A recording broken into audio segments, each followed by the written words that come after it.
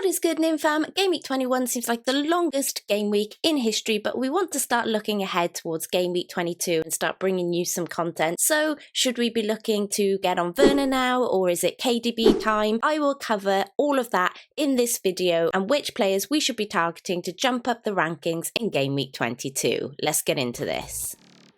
Well, we mentioned him in the intro, so it would be rude not to touch upon the man, the myth, the legend that is KDB. He's only played 21 minutes in the Premier League since returning from injury, and he's already got 1 goal and 1 assist and looked just as good in the cup. Now, before we get too excited, Kev himself has said that he can't play every minute of every match. And he isn't cheap at 10.5 million, so it's a bit of a risk getting him in. That said, with Burnley up next, there's an exciting tingle when you think about a Class A player like De Bruyne tearing it up against the likes of Burnley, who've been a little better in defence as of late, but KDB is different gravy, isn't he? And it's an exciting thought having him in your team. If you are like me and you're waiting on news of Salah, then if Salah's injury is serious, I really like the idea of a punt on KDB. Thing is, if we have a Haaland return in the same week, it's going to be tough for FPL managers like myself to choose between the two. So in Game Week 21, you were either in the Gabriel camp or you weren't. I wasn't, unfortunately. I've been a day one sleeper owner. The break for Arsenal has worked out well. The players looked much better against Crystal Palace, and yes, whilst it was a Crystal Palace side that is struggling,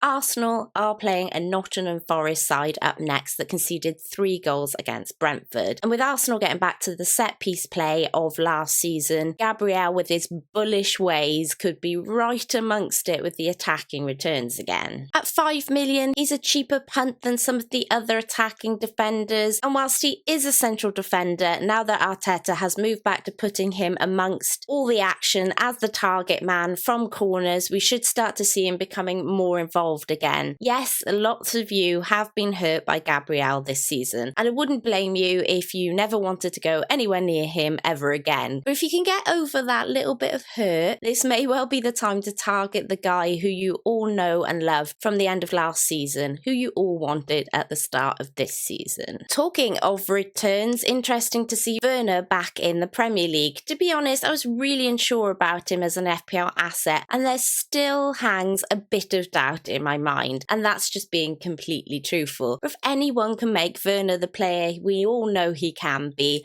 I believe it may just happen under Ange. He looked good against United in the little time he had with the squad and managed an assist for Richarlison. I'm a little unsure how Son and Maddison now fit into this lineup on their return. I'm not sure who's going where, but I do assure you I don't think Ange has brought Werner in to sit him on the bench. They have Brentford up next, who just conceded 2 goals from Forest, and they are at home. He's a punt, I know, but with so many templates out there at the moment, he could be a bit of a template buster. If nothing else, he is worth adding to your watch list. I feel a little late to the party with this one, but if you still have Archer in your team, it really might be time to spend a few more 0.1s to get in Chris Wood at 4.9 million. Now, I know I've just mentioned Gabriel as an option, and Forest have Arsenal up next, but you don't have to play Chris Wood next week, or you don't have to play Gabriel next week. They are both great bench options, and they're both fabulous fall guys if you need them off of the bench. But just a reminder, Chris Wood did score 3 past Newcastle and has 5 goals and 1 assist in the last 4 game weeks. If you weren't on Arsenal defence, or you just fancied Gab for his now monstrous attacking threat, it seems, there would be no harm in starting Wood. We all know, me all too well, that Arsenal have a mistake or two in them. So Nimfam, I would love it if you could help me out. If you're enjoying this video so far, then please give me a like and share and subscribe. We're getting close to 8k now, and it would be amazing to get there with you gorgeous lot. Oh, and that sneaky little notification bell, just give it a little tickle. It'll show you when I'm uploading my next FPL content. I feel like I've been banging on about this guy for weeks now in these videos, and as expected, Ivan Toney has hit the ground running. Now, there was a lot of controversy over the goal against Forest, with the free kick taken in a different place, but this is what we're coming to know with Toney, right? For what controversy he brings, he also brings great football. That cannot be denied.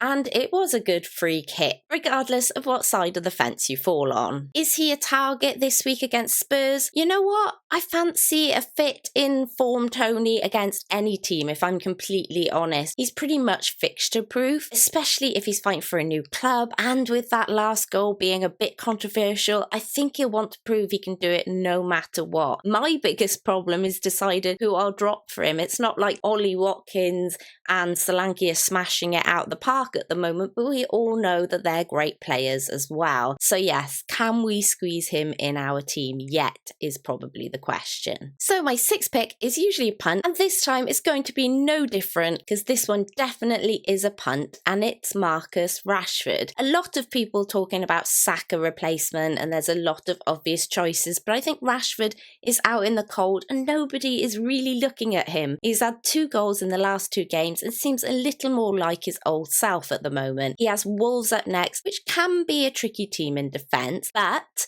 they can also let in goals. He's not cheap at 8.4 million, but he would be a placeholder until you decided who you wanted to fill this position, or a nice cash cow for Son or Salah on their return. As I say, this is a punt. Of course, I could have gone with a Jota or Diaz here for Liverpool since they are absolutely tearing it up. But if you're languishing in the millions with 2 transfers in the bank, this is probably a maverick move I like to gain a bit of ground. But otherwise, it takes a certain kind of bat shizzle to go this route, and you're a braver person than I to follow this purple patch for as long as it continues. So I salute you if you are a Marcus Rashford owner. Thanks for watching, NimFam. I really hope this has helped you. Please do me a favour with popping a like and subscribing. Join me and the NimFam on the road to 10k. You're really helping me out. Until next time, Nimfria out.